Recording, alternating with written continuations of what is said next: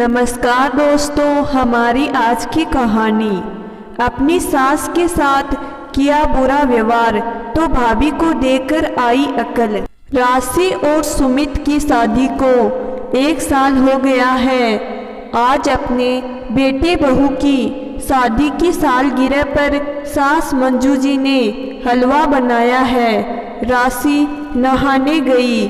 जैसे ही राशि तैयार होकर आती है, मंजू जी राशि से कहती है, बेटा आज तुम्हारी शादी की सालगिरह है तो मैंने यह हलवा बनाया है। तुम और सुमित भगवान को भोग लगा दो। मैं अभी सुमित को बुलाती हूँ। अरे मम्मी जी, इसकी क्या जरूरत थी? राशि ने मंजू जी से कहा और सुमित को आवाज़ लगाने चली गई। फिर दोनों ने भोग लगाया। शाम को सुमित ऑफिस से घर आया, तभी राशि आई और कहने लगी, सुमित आज हम खाना खाने बाहर चलेंगे।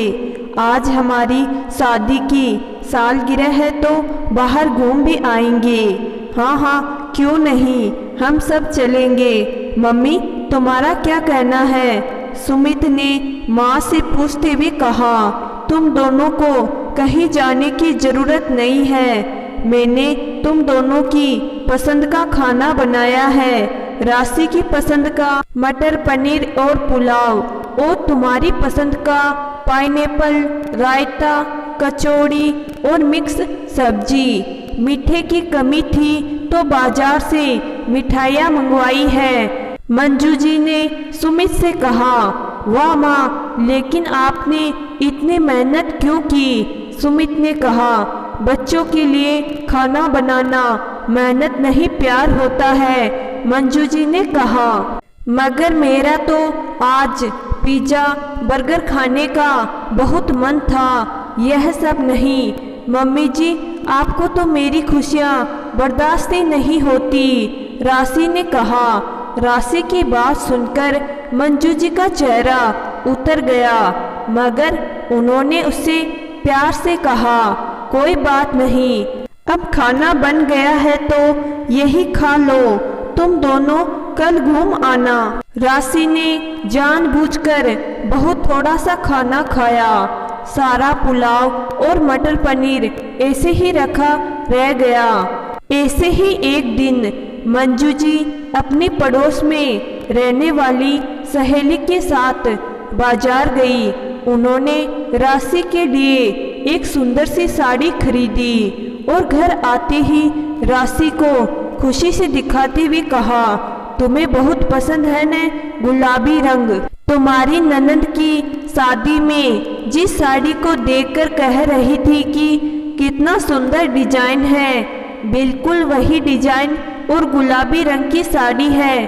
कैसा लगा? ओफो मम्मी जी, मुझे गुलाबी रंग पसंद है, मगर इस डिजाइन में यह रंग बिल्कुल भी अच्छा नहीं लग रहा है। और यह देखो कितनी सस्ती साड़ी है, आपको तो कुछ पता ही नहीं। मम्मी जी, आप ठहरी, गवार, मेरी पसंद का आपको क्या पता? आपको मेरे लिए साड़ी खरीदनी थी तो मुझे अपने साथ ले जाती। राशि ने साड़ी को वहीं फेंक दिया और कमरे में चली गई। मंजू जी का दिल दुखा दिया और तो और एक गिलास पानी तक नहीं पूछा। राशि ज्यादातर समय अपने कमरे में ही बिताती है।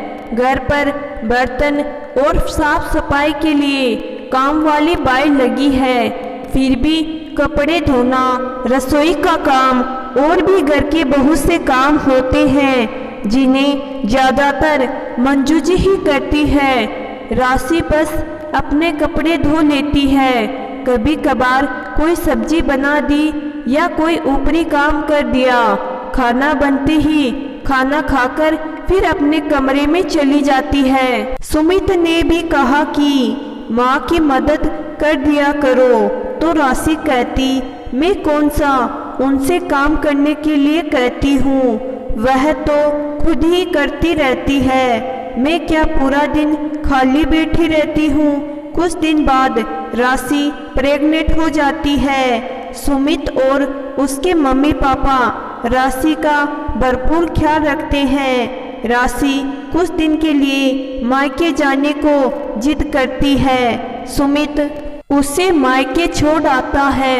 अचानक राशि को देख उसकी भाभी ज्योति थोड़ा अचंभे में पड़ जाती है। राशि कहती है सरप्राइज।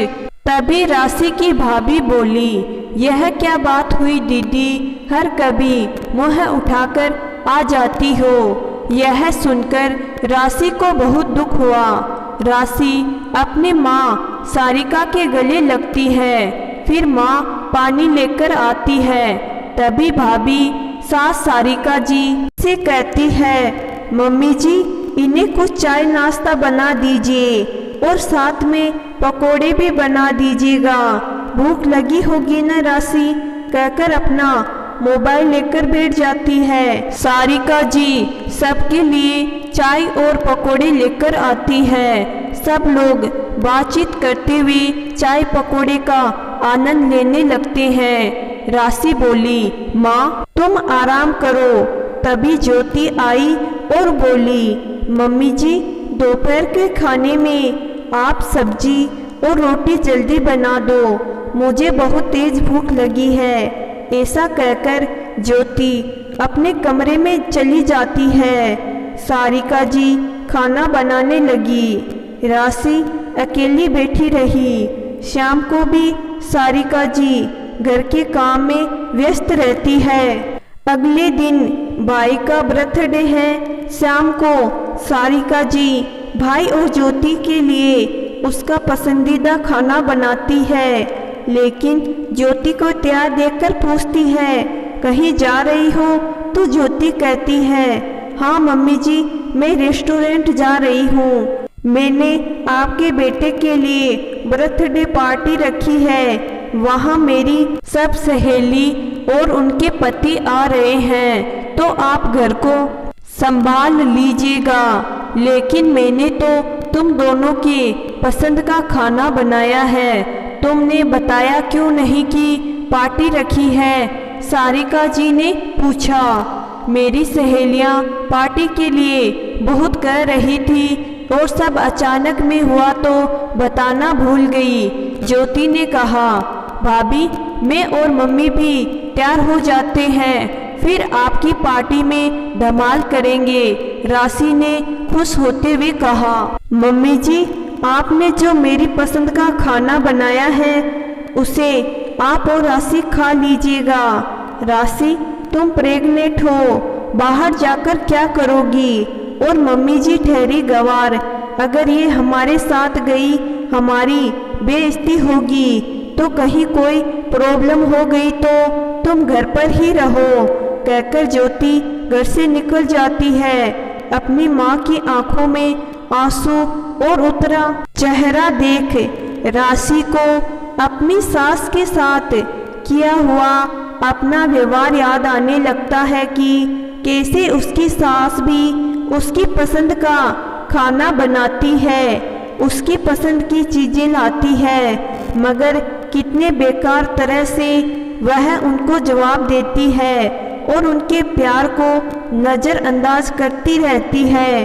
कितना ख्याल रखती है सासू माँ उसका। यहाँ उसकी माँ भी कितना ख्याल रखती है उसकी भाभी का, मगर भाभी तो पहले ऐसी नहीं थी। यह मेरे ही कर्मों का फल है जो मेरे कारण मेरी माँ को यह सब झेलना पड़ रहा है। वह सुमित को कॉल करके कहती है, सुमित तुम आज शाम को मुझे लेने आ जाना। सुमित ने पूछा, क्या हुआ? अभी तो 2 ही दिन हुए हैं। कुछ नहीं, तुम आ जाना, राशि ने कहा। शाम को सुमित राशि को लेकर घर आ गया। घर आते ही राशि मंजू जी के गले लग गई। उसकी आंखों से पश्चाताप के आंसू बह रहे थे। मंजू जी ने कहा, क्या हुआ? मेरी बेटी क्यों रो रही है? मम्मी जी आपने मुझे कितना प्यार दिया, मुझे अपनी बेटी बनाकर रखा, लेकिन मैंने सदा आपका अपमान किया। मुझे नहीं पता कि मैं ऐसा क्यों कर रही थी, लेकिन मैं आगे से आपका दिल कभी नहीं दुखाऊंगी। आप मुझे माफ़ कर दीजिए। राशि ने रोते रोते कहा, पहले तुम रोना बंद करो। ऐसी हालत में रोना अच्छी बात नहीं। ये लो पानी पियो। मंजू जी ने कहा।